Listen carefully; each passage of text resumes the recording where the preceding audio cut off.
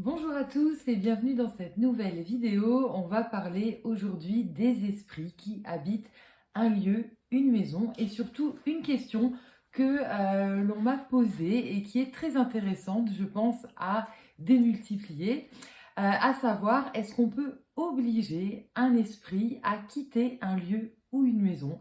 C'est vrai que c'est un sujet qui revient assez régulièrement avec des personnes qui peuvent faire de fausses promesses, voilà, puisque quand on parle de passeurs et de passeuses d'âmes, on parle de la possibilité d'accompagner des âmes errantes, des âmes en fait en peine, à rejoindre tout simplement la lumière. Mais le fait d'être en fait un passeur d'âme, passeuse d'âme, voilà, qu'on le pratique ou pas, puisque beaucoup de personnes se découvrent passeurs ou passeuses d'âme, sans pour autant utiliser ces facultés qui peuvent être très épuisantes, voilà.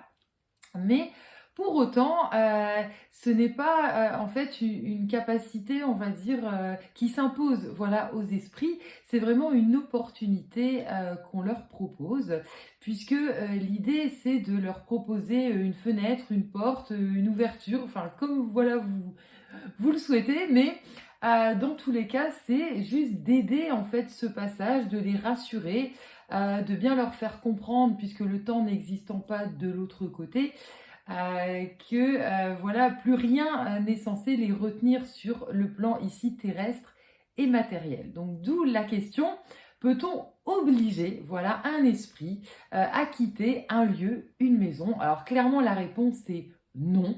Nous avons décidé depuis peu avec Thomas de réaliser en fait des nettoyages de maisons, voire des dégagements, et on dit bien voire des dégagements, puisque alors plusieurs possibilités existent aussi, c'est-à-dire que il faut pas rentrer en guerre non plus contre les esprits, ça va plutôt faire envenimer les choses. Voilà, l'idée c'est plutôt d'essayer de comprendre leur présence, comprendre s'ils sont attachés aussi à ce lieu ou à cette maison, ou est-ce que le lieu vibratoire ou la maison, en fonction, alors ça peut être aussi des éléments hein, en feng shui, en géobiologie, est-ce qu'il n'y a pas voilà, de l'eau qui passe sous la maison? C'est un des vecteurs qu'on retrouve beaucoup. Est-ce qu'il n'y a pas une porte énergétique qui a été ouverte à un moment par une séance de spiritisme voilà, qui aurait été fait à la rigolade notamment? Donc il y a pas mal voilà, de choses à prendre en compte. Et puis voir aussi l'agressivité de ces esprits. Est-ce qu'on est sur des esprits en peine, qui ont besoin d'être rassurés, qui souhaitent éventuellement passer vers la lumière, ou est-ce qu'on est plutôt avec des esprits malins qui peuvent se nommer eux-mêmes comme le diable, comme voilà, vraiment des choses effrayantes et puis qui créent des manifestations vraiment pas sympathiques voilà, dans les maisons. Donc l'idée c'est de comprendre que non, on ne peut pas obliger un esprit à quitter en fait un lieu ou une maison. Par contre, on peut tout à fait s'en protéger. Alors pour s'en protéger, déjà c'est de rester dans, comme j'expliquais, des énergies d'amour et des énergies positives, puisque plus on va être en guerre contre ces esprits, plus eux vont se sentir en plus menacés. Voilà, si vous n'avez jamais vu le film Les Autres, avec notamment Nicole Kidman, ça explique parfaitement la situation. C'est-à-dire que pour vous, les esprits, voilà, qu'ils aient fait partie du vécu de cette maison ou non, ce sont les étrangers. Mais clairement, pour ces esprits, l'étranger et la personne perturbatrice, du moins l'énergie, parce qu'ils ne vous voient pas forcément, voilà, Dieu, mais l'énergie perturbatrice, c'est vous. Donc si vous dégagez en plus de la colère, de la haine, de la peur aussi, énormément de peur, même si je sais que ce n'est pas facile quand on a des manifestations, on va en fait accélérer encore plus les choses. Donc comment s'en protéger? Vous pouvez utiliser alors la sauge, hein, déjà la sauge en fagot, vraiment pour remettre à blanc les énergies de la maison. Donc c'est vraiment d'enlever en fait l'inscription, qu'elle soit positive ou négative. Sur ça, un esprit qui habite une maison, c'est pas forcément négatif. Hein. Ça peut être quelqu'un qui a adoré cette maison et puis qui continue finalement à y vivre, à y traîner, voilà, sans pour autant être hyper perturbant pour votre vie. Ça peut être juste des présences qu'on ressent. Alors oui, il faut un moment, si possible, bah voilà, que ces deux mondes arrêtent de s'entrecroiser. Mais pour autant, voilà, c'est plus dérangeant quand on est sur des esprits qui ont déterminés, qui veulent vous chasser et que voilà, le lieu leur appartient et ils vont tout faire en fait pour que vous partiez, voire que d'autres personnes viennent parce qu'ils ont besoin d'énergie. Donc il faut aussi qu'ils puissent pomper des énergies en fait vivantes. Donc la sauge pour remettre à blanc. Ensuite, vous avez le pontifical. Alors le pontifical, soit en résine à brûler sur des charbons, soit après vous l'avez en bâtonnet. Alors beaucoup de personnes le font tous les jours.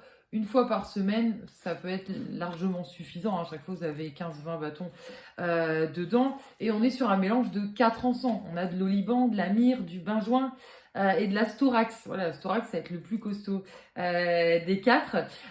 Et l'idée, c'est d'augmenter les fréquences vibratoires, de nettoyer, d'éviter de se faire incorporer avec ce mélange justement des 4 qui sont un petit peu le caramel. Voilà, en règle générale, ça plaît bien. Et puis, en pierre, vous pouvez utiliser le G, J-A-I-S, je vais vous mettre le lien. On peut dire aussi le G, J-E-T, comme un G tout simplement, voilà, de pierre. Ici, le G est une résine qui va vraiment être un énorme protecteur, voilà, alors contre les entités, mais aussi contre nous-mêmes. Et c'est là où c'est fort. Ça va nous aider justement à passer les deuils, à accepter certaines situations compliquées, à pas partir, comme j'expliquais, dans voilà, une colère, dans vraiment des émotions qui vont être tellement fortes que ça va envenimer la situation. Mais donc pour répondre voilà, à la question de départ, non, on ne peut pas obliger. Donc on se protège des énergies. On peut leur parler, voilà, par la parole ou par la pensée aussi. Et puis tour à tour, moi j'aime bien leur préciser l'année. On est en 2023, il faut quitter voilà ce lieu. Plus personne ne vous attend ici. Si vous avez perdu quelqu'un dans cette maison, c'est déjà arrivé. Des gens qui ont perdu un enfant, des gens qui cherchent en fait tout simplement quelqu'un qu'ils ont voilà perdu sur le plan physique. Et le plus souvent qui est déjà parti vers la lumière. Donc tour à tour, ça peut voilà apaiser la situation et motiver en fait l'esprit à quitter ce plan. Bien sûr, si on est sur des manifestations beaucoup moins sympathiques, comme j'expliquais, l'idée c'est de comprendre en fait ce qui les attire aussi à rester là et voir ce qu'on peut faire. Et en attendant, on s'en protège puisque le fait d'augmenter les fréquences vibratoires et de remettre à blanc, comme j'expliquais, ils vont se sentir mal.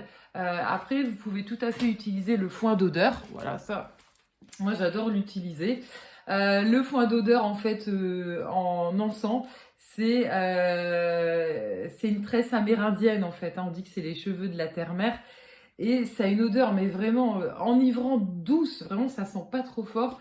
Et clairement, vous êtes dans un amour diluvien. Ce qui fait que vous allez dormir comme un bébé, vous allez être bien, vous allez être apaisé.